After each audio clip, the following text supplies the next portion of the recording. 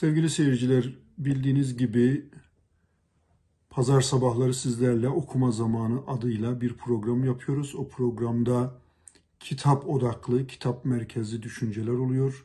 Bazen bir yazarın hayatı, bazen bir filmin özeti ya da analizi, bazen bir sözün, bir deyimin, bir atasözünün perde arkası taşıdığı anlam gibi konular üzerinde duruyoruz.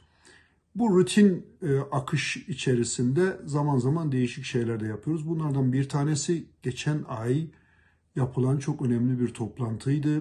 O toplantı Kaliforniya Devlet Üniversitesi'nde yapıldı. Kaliforniya Devlet Üniversitesi'nin Long Beach kampüsünde yapılan toplantı Hizmet Hareketi'ni mercek altına alıyordu. 20 küsür ülkeden katılımcının olduğu, 100'den fazla akademisyenin bir araya geldiği, bazılarının sunum yaptığı, bazılarının araştırma yapıp o araştırmayı kamuoyuyla paylaştığı çok değerli, çok kıymetli bir toplantı yapıldı. Ben de bu toplantıyı 2 gün boyunca izledim. İzlenimlerimi TR724'te yazdım. Belki orada görmüşsünüzdür. Daha sonra katıldığım toplantılarda da anlattım. Ancak orada bu programın ev sahibi, Kaliforniya Devlet Üniversitesi de ev sahipliği yapan Sofya Panya hanımefendiyle de bir röportaj yapmıştım. O röportajı biraz bekletmek zorunda kaldık. Teknik bazı sıkıntılar oldu, bazı arızalar oldu, bazı gecikmeler oldu. Ama çok önemli bir toplantı olması münasebetiyle bitti, öldü, tükendi denilen Hizmet Hareketi'nin bilim adamları gözüyle, sosyal bilimcilerin gözüyle nereden nereye geldiğini anlatan, zaman zaman bazı uyarılar, bazı tenkitler, zaman zaman ufuk açıcı bazı prensipler ve hedefler söyleyerek yaptığı konferansı sizlerle paylaşmak istiyorum. Bu manada, bu çerçevede biraz gecikmiş de olsa bir okuma zamanı programına zaten deprem münasebetiyle ara vermiştik. Deprem sonrası Hizmet Hareketi'nin önemli dönüm noktalarından birisidir. Kaliforniya Devlet Üniversitesi'nde yapılan toplantı ve o toplantının ev sahibi Sofya Panya hanımefendi ile yaptığımız röportajı sizlerle paylaşmak istiyorum. Eminim çok istifadeye açık olacaktır çünkü önemli bir toplantı ve o toplantının ev sahibinin olaya nasıl baktığı, nasıl böyle bir toplantı yapılmasında ihtiyaç duyduğu ve bunlarla ilgili yapılan faaliyetlerin nasıl bir yankı uyandırdığını anlamamızı kolaylaştıracaktır. Neyse sözü uzatmayalım. Buyurun Sofya Hanım'ı dinleyelim. Yeah, thanks very much for having me today. And so I'm Professor Sofia Pandya, and I'm the department chair and a professor at Cal State Long Beach. I'm the chair of the Department of Religious Studies. Okay. Thanks for having me today. Thanks. Tell me when you decided to this significant conference and why? Well, we've been, thinking about this conference for a long time, but it wasn't appropriate to have it early on during the pandemic. So as we're just emerging now, hopefully, from the pandemic, we're bringing people together to see if we can get some renewal and some invigoration into the movement.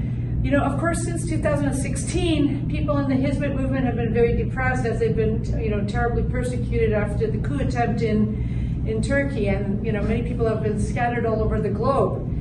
And then you have the pandemic that happened after that, and then of course now the terrible earthquake in southeastern Turkey and in Syria, and so people have been feeling quite low. So the mood really has been depressing, and to bring people back together, to bring people, in a single space, to get them to talk about like what will the future of the movement be like? How can we imagine, a movement as it continues on into the future? And how can we confront some of the problems that we've had within the movement, and then how can we imagine solutions for those problems? So it was about 6 months ago that we began to organize this conference, and a lot goes into the organizational planning. So the last month we've been meeting once a week to carry this out. How many participants joined the conference, and could you talk about who they are? Yeah, there's about 270 participants from over 22 countries. There's a whole group from Mexico. We also have people from Kenya, from Germany, Australia, just Syria, all over the world. As you know very well, Hizmet and Umut have done so many good things for Turkey and for humanity.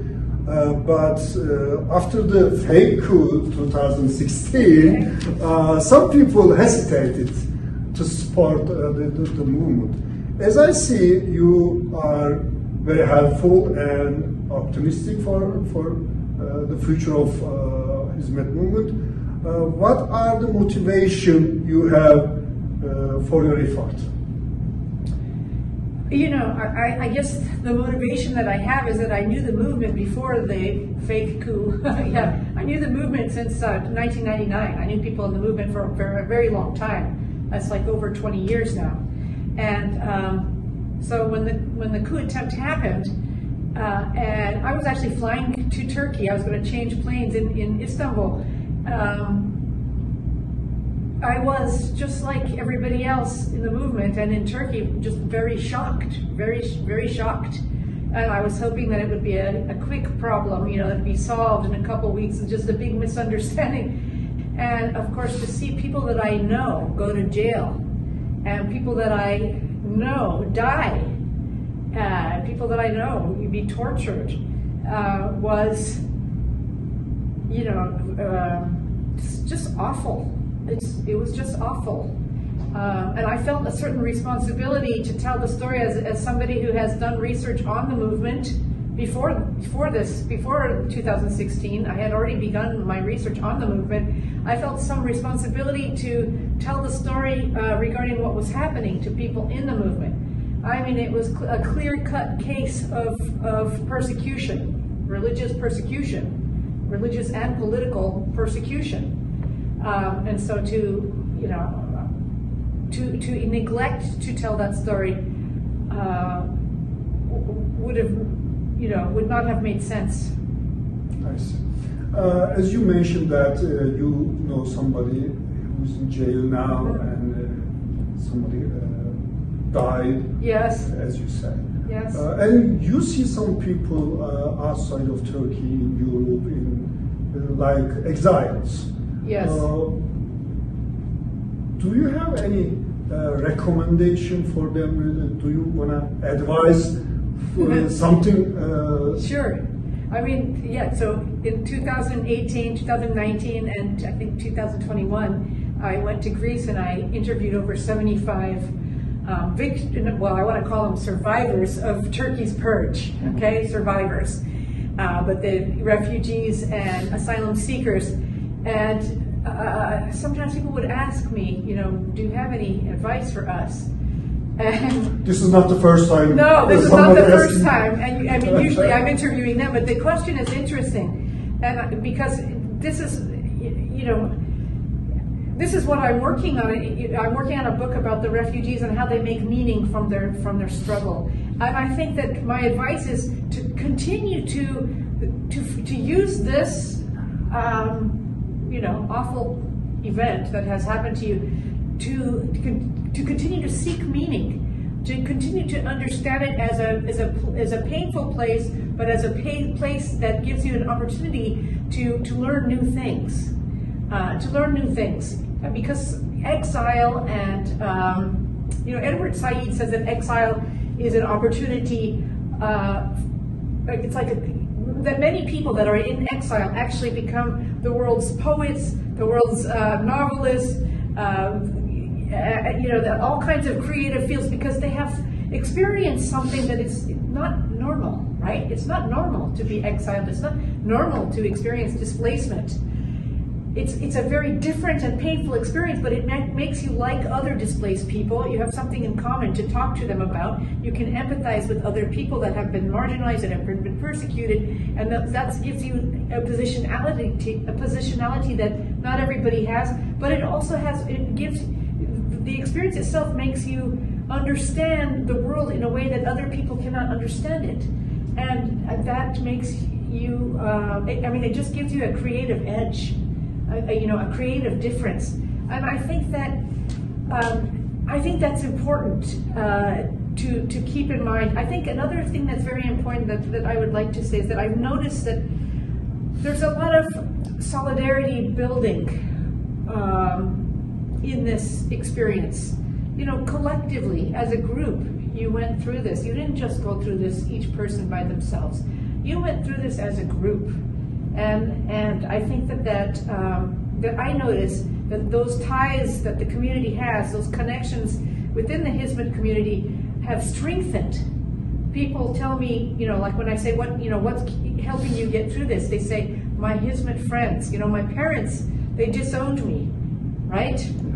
My neighbors, they reported me, okay? But my Hizmet friends, they're like they're my mother, they're my father. My Hizmet friends, that's my sister, that's my brother. And I think these ties are really important, and I think my advice is just to continue to strengthen those ties. Again, let's talk about the conference. Sure. Yeah. What did you expect, and what did you find? You know, that's an interesting question. I didn't quite know what to expect. I knew that, you know, I was engaged in planning with everybody else, but what I found was that it was a much more organized and interesting conference than I thought. Okay, that's what I found. You know, years ago, topics such as the gender issue or the LGBT issue or open criticism of the movement at a conference, you know, that was organized in part by the movement, right? And I'm helping to organize it, but the movement also helped to organize it. Those would not have taken place, you know, 10 years ago. Because I went to those conferences. This was a different conference. At this conference, everything was on the table. People talked about all kinds of, you know, issues that were not previously discussed, like intergenerational change, identity, sexuality,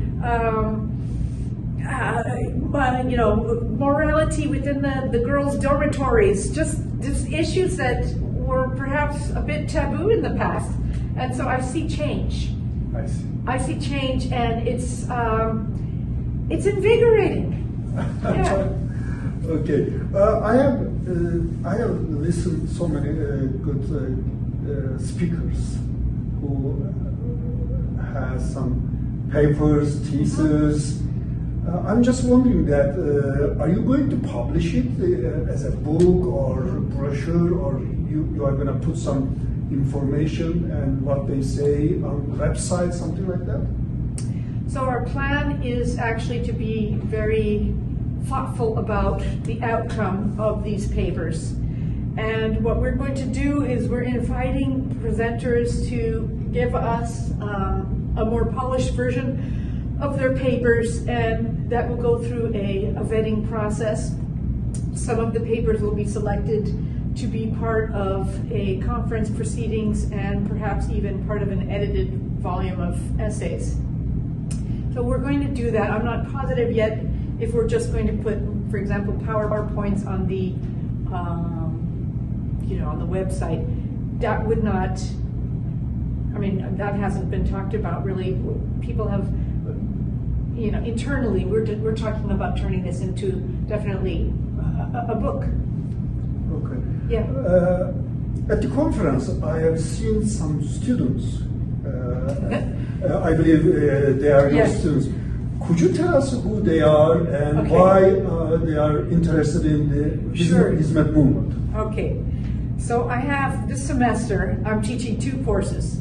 I'm teaching a course on world religions. It's called A Religious Quest for Meaning. It's our 100 level class with, you know, like undergraduates at the first year. And the other course is A Journey Through Islam, which is a 3rd year course, 300 level course, and that's the Islam class, okay? So, for, you know, in terms of the Islam class, it's totally appropriate for them to come to a conference on Islamic movement like the Hizmet movement. Okay. In fact, we have in my syllabus, I have a week where they read some of the writings of Fethullah Gulen, and we talk about the Hizmet movement as one of the newer, more progressive movements that have emerged in Islam. Of course, new, but with ancient roots, right? Yes. Back to the early Sufis. And my other class, they're just 18-year-olds, but because they're taking a class on world religions, it's good for them to come to our conference on one of the world religions, Islam, right? So they were excited to see that, and they got to, see some professors. They were very excited to get their mug, because they got a mug for, as part of being in the conference. So yeah, I mean, they had fun. Did you talk to them and get some background information? What did they feel and learn? Mm-hmm. And I have not yet spoken to them because I've been here the whole time. I see. Yeah. I've been pretty busy, but they thanked me afterwards for inviting them. They got out of probably a boring class with me, right? So they got to hear all of the speakers a little bit more exciting than just attending class. As you know, there was a big earthquake in Turkey. Everybody canceled their routine program. And what do you feel during the conference? And what did you do for the victims of earthquake? Yeah, I was, of course, devastated when I heard about the earthquake in southeast Turkey and also in Syria. It's just, it's an incredible human tragedy. But internally, we were talking about whether or not we should cancel the conference, or to what extent should we discuss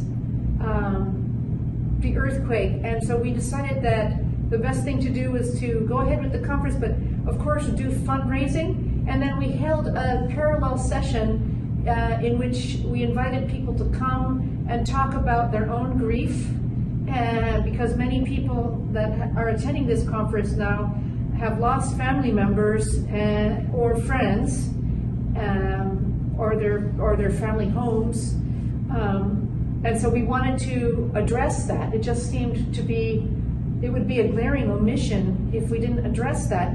So we held, during this session, we let people share their feelings and what they've been going through, and we also brought in a psychologist who took them through a tapping practice where you tap and you talk about your feelings and how most people wanted to tap about how stressed out they felt about the earthquake and how much they wanted to help, and so that's what we did at the end with the psychologist. She took us through this tapping tool. There was also people that passed out roses. We had about 250 roses, and we attached like a little cardboard onto the rose with a barcode that would take you straight to some place to donate for the victims. So we decided to use the conference to do some fundraising for the victims, and also to do some some psychological time for people that were having anxiety and stress from the recent earthquake. Thank you so much. You're welcome.